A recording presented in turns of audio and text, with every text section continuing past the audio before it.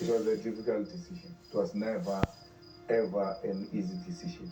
And it's still not easy till to date to have turned against that which you have known all your life. Those, mixed emotions.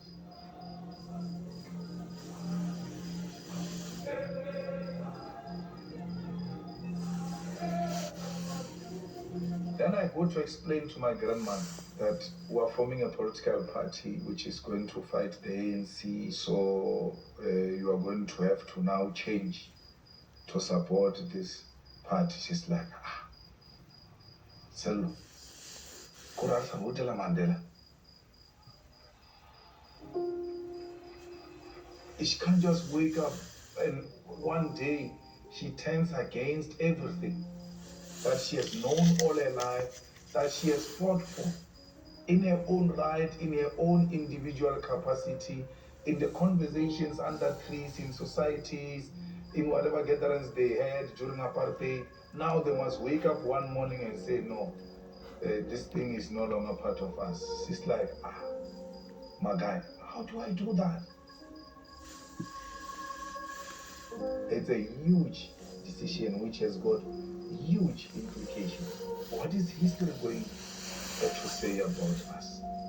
Are we not bettering the cause? Are we not bettering the revolution? What will the ancestors say to have turned against that which you have known all your life? But you have no choice. I'm a president of the youth league, elected by the youth.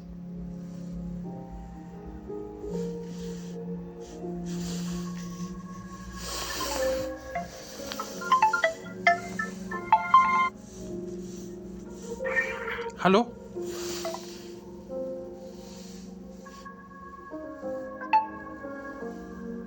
Always very important that we remind ourselves of where we come. Because if we don't know where we come from, we run a risk of getting lost. We run a risk of being hijacked by those who claim that they were here when they were not. Because by coming here, we have to individually remember which street, which road we used that day when we were introducing the EFF.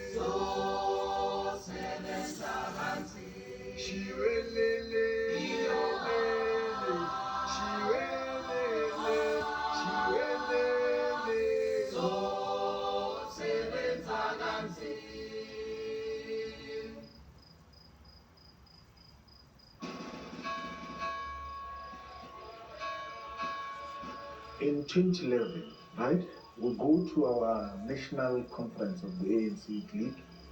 We consolidate the positions on radical economic transformation, economic freedom in our lifetime. We want the land, national expropriation without compensation, one nationalization of mines, want the building of state capacity, that we must do away with tenders and we must have internal state capacity, we must build a capable developmental state. We come into the picture and say, no, we ought to move the ANC from the right, even if it doesn't go to the left, but it has to be at the center, but be the disciplined force of the left, so that it is appealing to everyone. But its strategic objective is to achieve the leftist policies. The ANC has just become something else. You are no longer speaking about land. You are no longer speaking about nationalization of the mines. We are not happy You are not speaking about economic freedom of our African people. We are going to mobilize our people. We will continue to engage capital. We are going to the policy of conference of the ANC. We want the ANC to adopt radical policy programs, expropriation of land without compensation, nationalization of mines, amendment of Section 25, which makes it impossible sometimes to change property relations, and all those manner of things. So we now introduce the radical policies, and we don't necessarily introduce them, but because they've been pushed away, we bring them back at the center of what constitutes the policies of the ANC. That is what we say, this is what is going to be our agenda for the ANC 2012 conference.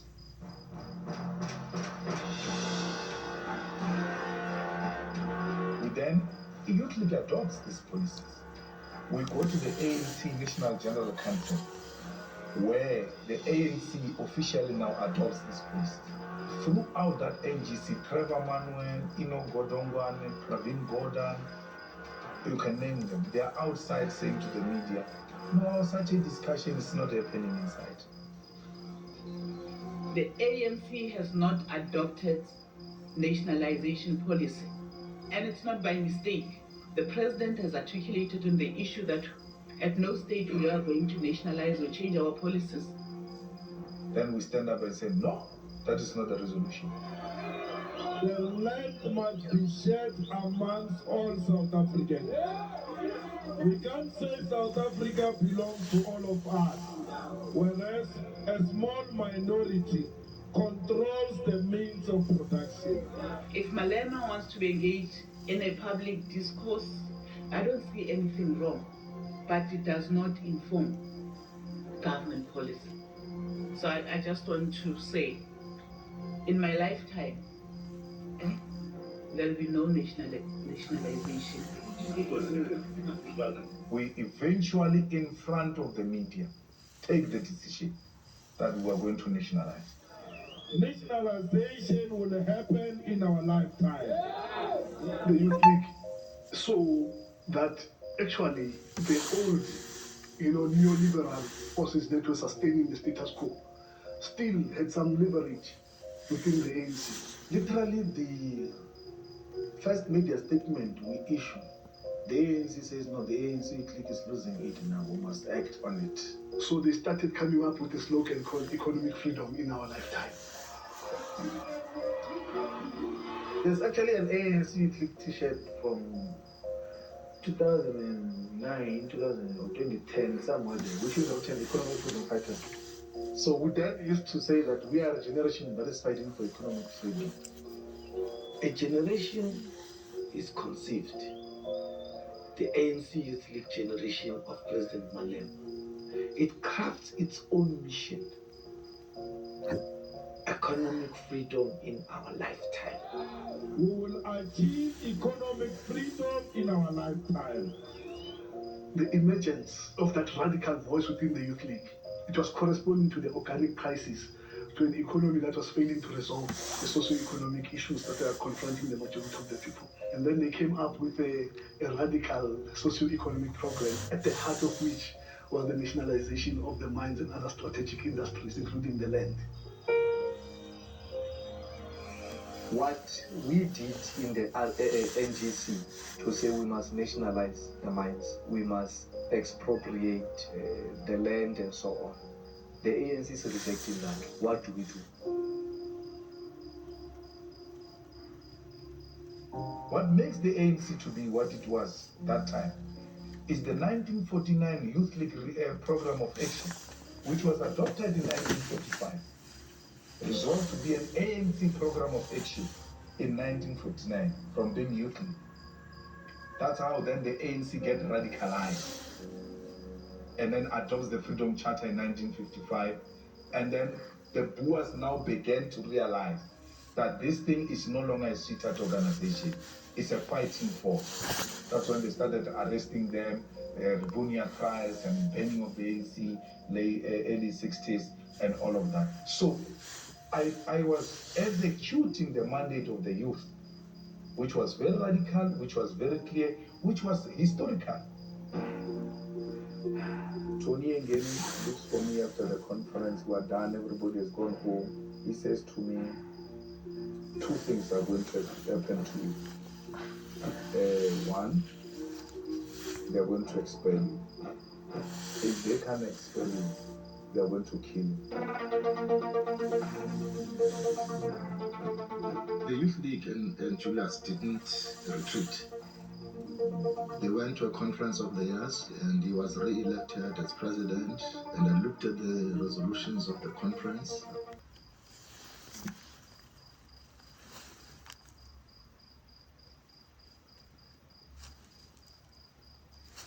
I don't think he understood me. It's only when things started happening to him that I realized that I was speaking the truth to him. That's the two of us now. Says the mining complex has got the best intelligence. What resolution you took there, you have shaken them, and the leadership is not going to take it lying down. We start making pronouncements on leadership, which will implement this kind of policies. Yes, Zuma didn't want to hear the day of the Youth League, like, what? I'm going to be removed? But I won't get second term. They came for us.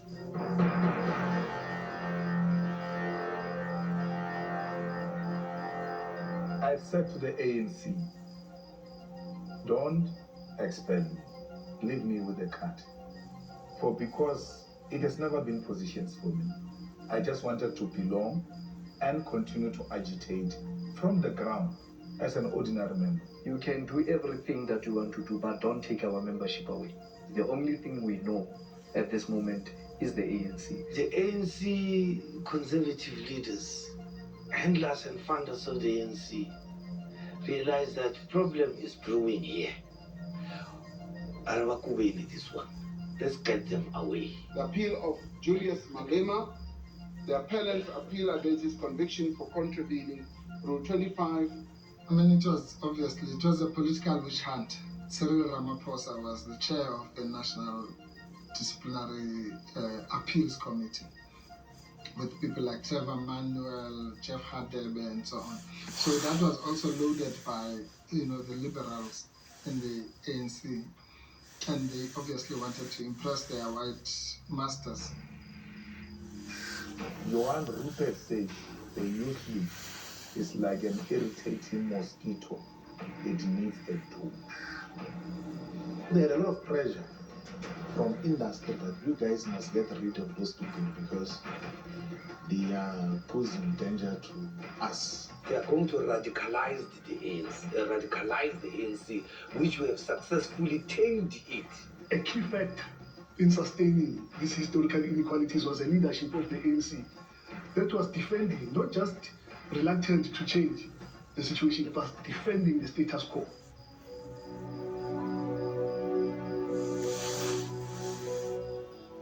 With regard to the respondent's disciplinary hearing, the respondent's membership is suspended for a period of 2 years. In respect of the present disciplinary hearing, the respondent's membership is suspended for a period of 5 years. One day we just got told that the result is going to come on the Saturday, and we said, why? We had been asking for the outcome. Suddenly, no, we had to come right now, and we went there and Ramaphosa read out the thing. Then we realized later that the following Monday was the start of the mining in Indaba. So they wanted to go and tell the mining bosses that, yeah, we've gotten rid of these radical people who want nationalization and land and all that.